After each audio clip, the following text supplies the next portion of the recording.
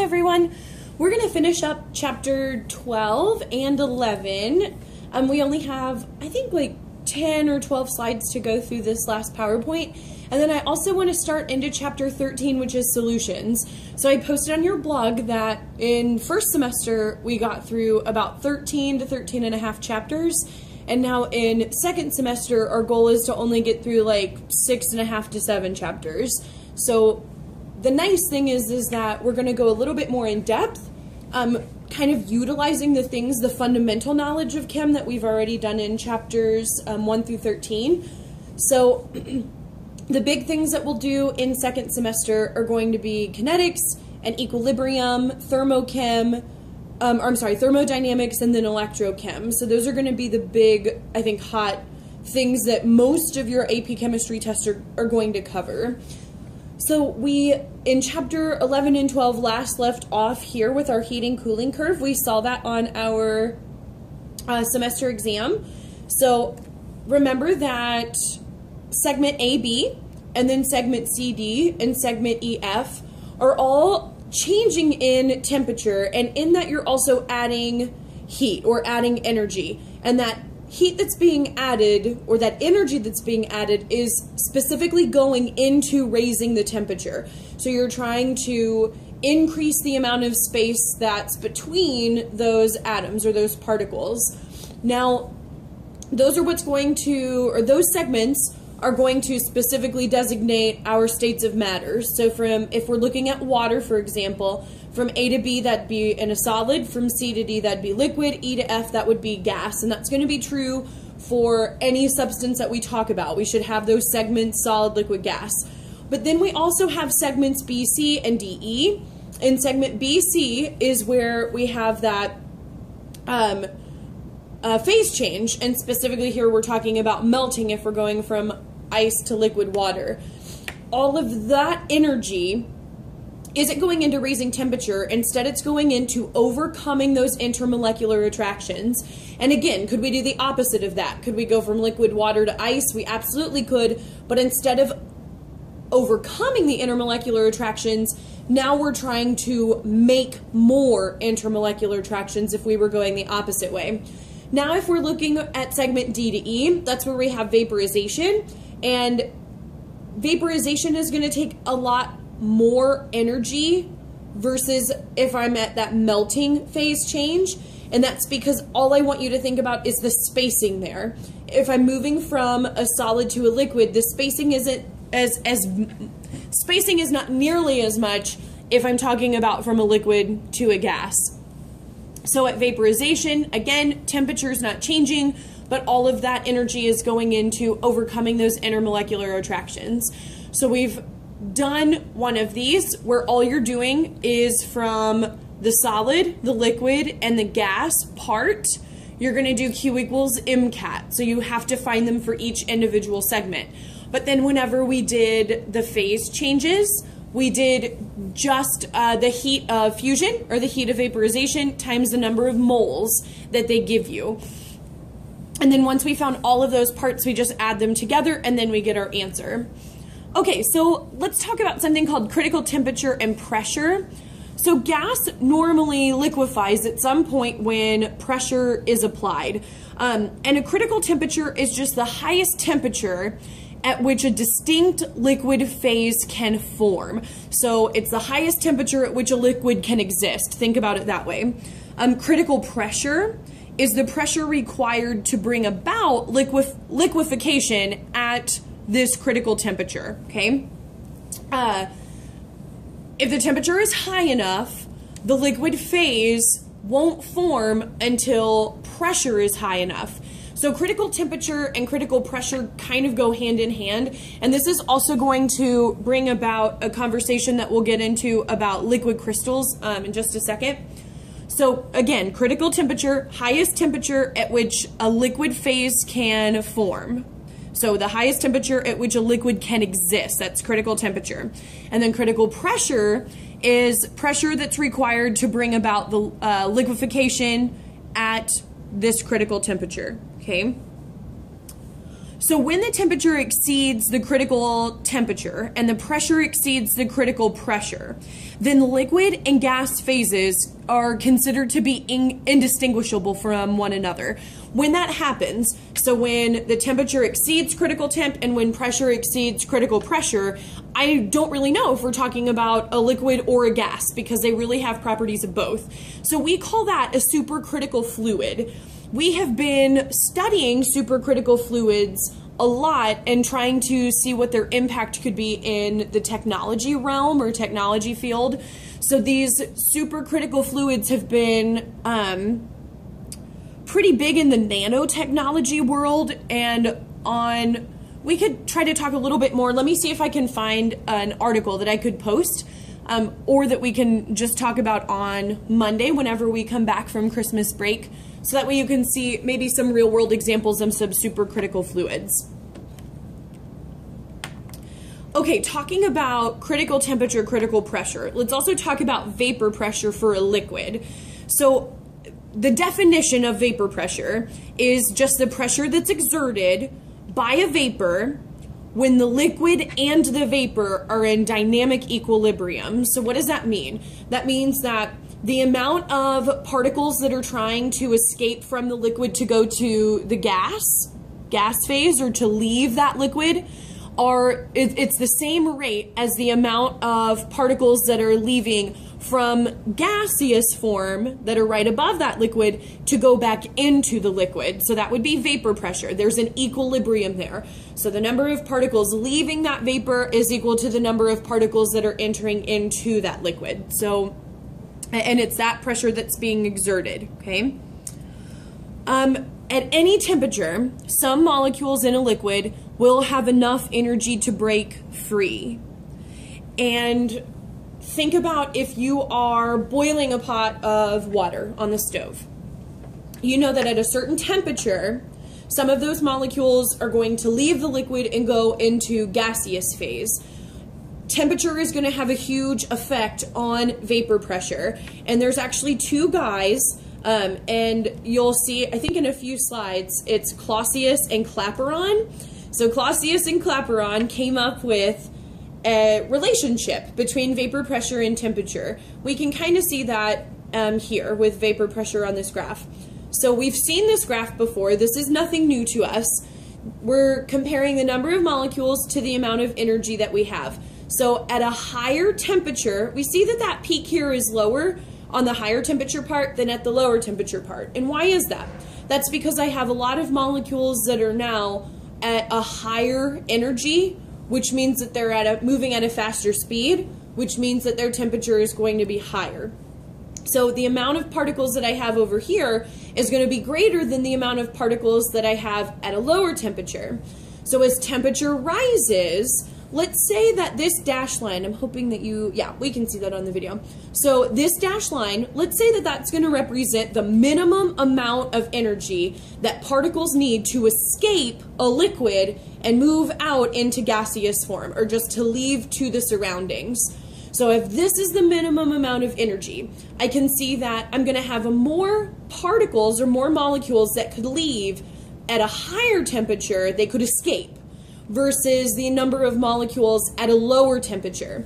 So as temperature rises, the amount of particles that could leave, that have enough energy that they could overcome their intermolecular attractions and leave that liquid completely, is going to be higher in a higher temperature than in a lower temperature. So we can see that just based on this type of curve here. Okay, so as more molecules escape the liquid, the pressure that they exert is going to increase. So at any instant, let's say, I think we're looking at ethanol here. Yeah, so I have liquid ethanol here, and then that's just going to be in this closed syringe up here. And then let's say that I add some of that ethanol into the gas valve, or into that liquid valve here. At some point, I'm going to see that molecules here begin to vaporize. So if that happens, then the pressure is going to increase. So let's say that at any instant, some of the ethanol molecules at the liquid surface, so I'm thinking about here, are going to possess enough energy or a sufficient amount of energy that they can overcome the attractive forces escaping into that gas phase. So I'm thinking about the surface of the liquid here. At any point, I can have some of them overcome their intermolecular attractions, and really think about that as we're adding heat or adding energy, because that's what's going to help overcome those intermolecular attractions. So if that happens, then pressure is going to increase here, if I'm thinking about it just in this little closed system or this closed container. So at any particular temperature, the movement of molecules from liquid to gas is going to go on consistently. As the number of gas molecules increases, the probability also is going to increase that some of those molecules that are in the gas phase, so if I'm looking now at this third part, so I have a lot more gas particles here, but some of these gas particles, because there's no other place for it to go, are going to have to go back into the liquid phase, and they're going to have this equilibrium where some of the particles that are in the liquid are going to move into the gas phase. Some of these particles in the gas phase are going to move into the liquid phase. That's the dynamic equilibrium that vapor pressure has. So that is what vapor pressure is, and that happens when the liquid and the vapor reach this state of dynamic equilibrium where liquid molecules are going to evaporate and then vapor molecules are going to condense at the same rate. So that is what vapor pressure is. Ultimately, what will happen is as these molecules, as liquid molecules move to the gaseous phase, as the gas molecules move down to liquid phase, the pressure, all of that is going to even out. They're going to happen at the same rate, and then pressure will ultimately become constant. Notice, though, that this is based on a closed container. So what would happen if we're talking about an open container? So when vaporization occurs in an open container, gas molecules are going to spread away from the liquid. So then very little is going to be recaptured back by the liquid, and then equilibrium's not going to occur in that case. So that would be an example of I'm boiling a pot of water on the stove. I'm not going to be able to get those water molecules back, just because those water molecules are probably leaving and diffusing out to other areas in the kitchen. Okay, so the boiling point of a liquid is the temperature at which its vapor pressure equals atmospheric pressure. And so we have something called the boiling point, and then we also have something called the normal boiling point. So normal boiling point is the temperature at which its vapor pressure is 760 torr. But boiling point is when the vapor pressure is just equaling atmospheric pressure. Atmospheric pressure may not be 760 torr or 760 millimeters of mercury. It changes every single day. So if we're talking about normal boiling point, it's going to be at 760 torr or 760 millimeters of mercury. But if we're talking about just any other type of boiling point, that's when vapor pressure equals atmospheric pressure. So if we think about boiling, let's say that you are boiling a pot of water on a mountain, at the top of a mountain in Colorado.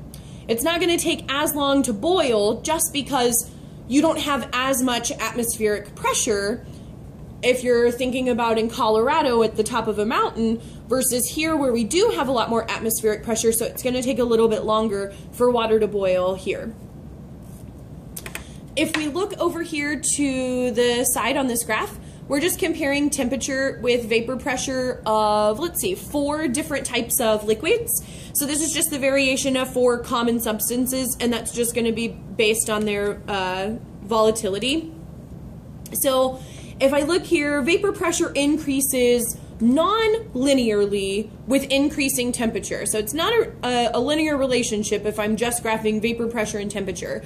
So I'm starting off with a vapor pressure here. So if this is diethyl ether, at a pressure of 200 here, temperature would be 0. But as I increase in temperature, I can see that that vapor pressure increases. That's true for all of them. There is a way that we could graph a linear relationship between vapor pressure and temperature. And this is something that Clausius and Clapeyron did together. So if we do that, the natural log of the vapor pressure of a liquid is inversely proportional to its temperature. And then I can see that we have this nice linear relationship now. So this relationship we quantify as the Clausius-Clapeyron equation. So we've just said how vapor pressure and temperature have a strong relationship with one another. So if I increase temperature, I'm also going to increase that vapor pressure. Now, this equation, I see that it's the natural log of pressure, so P is just standing for my pressure, equals that change in enthalpy, but it's specifically for vaporization. So I want you to think this is the heat of vaporization. That's a constant based on whatever liquid you're talking about, and that's going to be given to you. So this heat of vaporization here will always be a given value. R, we already know that. That's going to be our gas law constant. And we know temperature is going to just be, temperature is just denoted here as T. And then C is a constant, and they'll also give you that. So this equation isn't something that you have to know. This is something that they would give you. I think the only thing that you need to know is that the Clausius-Clapeyron equation is going to be based on showing a relationship between vapor pressure and temperature, okay? So it's all we, I think, really need to know for this equation. Biggest points from this chapter, or from these two chapters, and intermolecular forces, is that boiling point and freezing point, or any type of phase change, it doesn't just have to be boiling and freezing point, but any type of phase change is dependent on two big things. First thing is intermolecular forces, and the second thing is the kinetic energy of molecules. And remember that those two pretty much go hand in hand. If I change the speed of molecules based on the amount of energy that they have, then I have to be changing their intermolecular forces as well. If I'm changing the speed and it becomes slower, then those intermolecular forces are going to become greater. But let's say that I increase the amount of energy and now the speed becomes larger, faster, then I'm increasing the space possibly in those, between those molecules, thus breaking or overcoming those intermolecular forces. So that's the biggest thing that they want you to know for, I think, liquids and for intermolecular forces, is the relationship that happens between IMFs and between speed or kinetic energy of molecules. So the stronger the forces between molecules, the harder it is to separate them. Therefore, stronger forces, the higher the boiling points and the higher the melting points of a substance. So more intermolecular forces, it's going to take more energy to overcome. Kinetic energy of molecules is another thing that boiling point and freezing point depend on. Greater the mass of the molecules, then the greater the boiling and freezing point. And think about that logically. If I have a greater mass, I'm probably going to have more intermolecular attractions, so it's going to take a lot longer to get that boiling point and freezing point up. The higher the temperature, the faster the molecules move, the more easily the molecules can break away from one another. So increasing boiling points and melting points imply increasing heats of vaporization and fusion. Okay, lastly in this chapter we're going to talk about liquid crystals. Liquid crystals is something else that's also relatively new, just in terms of what we use it for in our everyday lives. Liquid crystals are used for us, we can think about them, sometimes they're used in pressure and temperature sensors. They're also used in digital watches, so you'll see like the LCD, that's just standing for liquid crystal display. They're also used for laptops, so the screen of your laptop can be an LCD screen. So what is a liquid crystal? Well, some substances do not go directly from the solid state to the liquid state. So there's actually like this in-between phase, or we'll call it this intermediate state. And that's what we would say is a liquid crystal. So it's not technically a liquid, but it's not technically a solid, so we just say that it's somewhere in between and we call it a liquid crystal. So it's gonna have some traits as a solid, and it's gonna also have some traits as a liquid.